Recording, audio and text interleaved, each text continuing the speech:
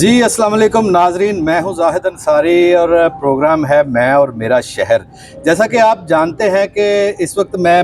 میاں اعجاز حسین بھٹی جو کہ ہمارے سابق ایم پی ہیں حلقہ 132 کے، وہ میرے ساتھ موجود ہیں اور سانگلہ ہل کی یہ ہر دل عزیز شخصیت بھی ہیں۔ یہ الحمدللہ کہ عمرہ کی ادائیگی کے بعد جو ہے وہ حال ہی میں وطن واپس پہنچے ہیں، اور جاتے ہوئے میں نے ان کا ایک انٹرویو کیا تھا ناظرین، جس میں ان سے پوچھا تھا کہ آپ وہاں جا کے کیا کیا دوستوں کے لیے کیا کیا دعائیں مانگیں گے اور اپنے کے لیے کیا مانگیں گے۔ تو انہوں نے کچھ بڑے دلچسپ سے جو ہے وہ جملے کہے تھے۔ آج بھی ان سے بات دو ٹوک ہوگی۔ وہ دو ٹوک یہ ہوگی کہ ایک تو یہ ہمیں یہ بتائیں کہ جب وہاں پہنچے ہیں تو ان کی عمرہ کی جو ادائیگی انہوں نے کی ہے اس میں کوئی ان کو پریشانی کوئی پرابلم تو نہیں آئی؟ الحمدللہ تصویریں دیکھتے رہے ہیں لوگ، آپ کے چاہنے والے جو ہیں، آپ کی ویڈیوز بھی دیکھی ہیں کہ بہت اچھا آپ نے سارے فرائض انجام دیے، اور اس کے بعد آپ نے کہا تھا کہ میں جو ہے وہ آپ واپس آ کے سانگلہ ہل واپس آ کے تو اپنی نئی سیاسی زندگی کا جو میرا لائے عمل ہوگا اس پہ بات کریں گے۔ تو یہ دو میرے سوال ہیں اور دونوں ہی میں نے آپ کے گوش گزار کر دی ہیں، تو بتائیے گا۔ جی بسم اللہ الرحمن الرحیم۔ انصاری صاحب بالکل صحیح، میں نے آپ کے ساتھ یہ بات کی تھی عمرے کی ادائیگی کے لیے جاتے وقت کہ میں نے وہاں جا کے ایک تو اپنے شہر کی بہتری کے لیے دعا کرنی ہے، دوستوں کے لیے دعا کرنی ہے کہ اللہ مولا ان کے دوستوں کی جنہوں نے مجھے دعائیں میرے ذمہ لگائی تھی،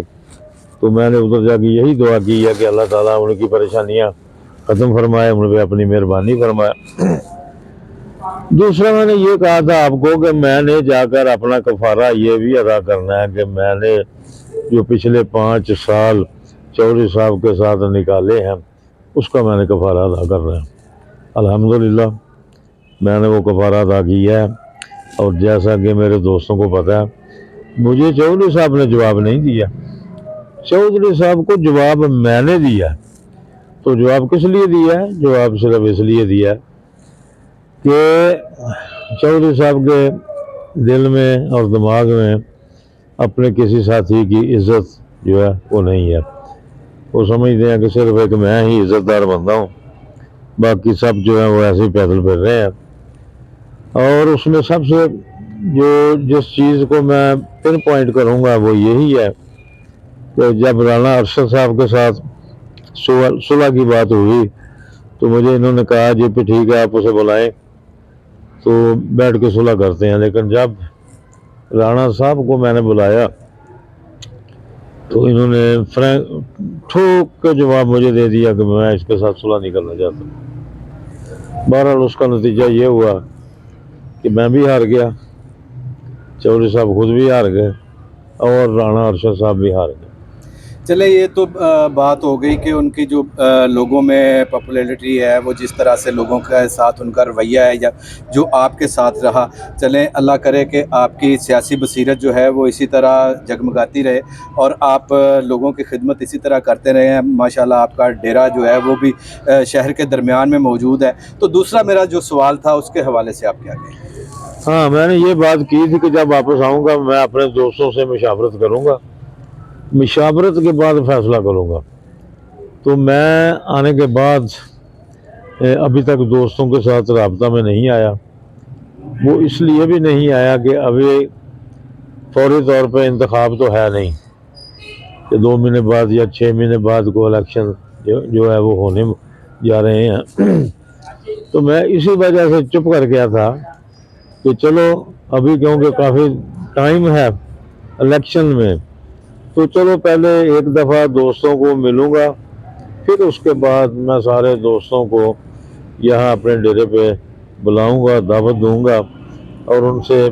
یہی بات کروں گا جی اب آپ بتائیں کہ مجھے کیا فیصلہ کرنا چاہیے۔ تو انشاءاللہ ہوگا ایسے ہی، بغیر دوستوں کے مشورے سے، بغیر دوستوں کی رائے سے میں نے بھی کوئی فیصلہ نہیں کرنا، مجھے بھی کوئی جلدی نہیں ہے، اور نہ ہی مجھے کوئی لالچ ہے کہ میں نے ایم پی ضرور بننا ہے۔ آپ کو پتہ ہے کہ جو پچھلے 5 سال میں نے گزارے ہیں، میں 2 دفعہ چودھری صاحب کی طبیعت کو دیکھتے ہوئے میں نے ریزائن ان کو لکھ کے دیا تھا کہ میں آپ کے ساتھ نہیں چل سکتا۔ تو پھر چودھری صاحب لوگوں کو کہتے تھے دیکھو جی میں نے بڑی مشکل سے ٹکٹ لے کر دی ہے، تو یہ مجھے اب کہتا ہے جی میں تمہارے ساتھ نہیں چل سکتا، میں استعفیٰ دینا چاہتا ہوں۔ بہرحال وہ وقت گزر گیا۔ اگر مجھے لالچ ہوتا تو میں چودھری کی ہر قسم کی ناز برداری کرتا، لیکن صرف ایک بات نے بحرانہ ارشد کی صلح نہ کرنے نے مجھے فیڈ اپ کیا، اور میں آرام سے پیچھے ہٹ گیا، اور میں نے اسے کہا جی میں آپ کے ساتھ نہیں چل سکتا، آپ اپنے ساتھ کسی بندے کو ڈھونڈ رہے ہیں، ٹھیک ہے۔ اب علی طارق چیمہ صاحب کو چودھری صاحب نے ساتھ لیا ہے، ٹھیک ہے، وہ اللہ تعالیٰ ان کو علی طارق چیمہ مبارک کرے، لیکن فیصلہ جو ہے وہ لوگوں کے ووٹوں سے ہونا ہے کہ آیا لوگ ووٹ علی طارق چیمہ کو دیتے ہیں یا نہیں دیتے۔ یہ انشاءاللہ آنے والا وقت بتائے گا، اور حالات واقعات بھی جب لائن اپ میں بھی ہوں گا تو حالات کلیئر ہو جائیں گے، اور آپ سب دوستوں کو پتہ چل جائے گا کہ سانگلہ کی فضا جو ہے یا سانگلہ کے جو لوگ ہیں ان کی ڈیمانڈ کیا ہے۔ انشاءاللہ سانگلے کی ڈیمانڈ کو بھی نظر میں رکھوں گا،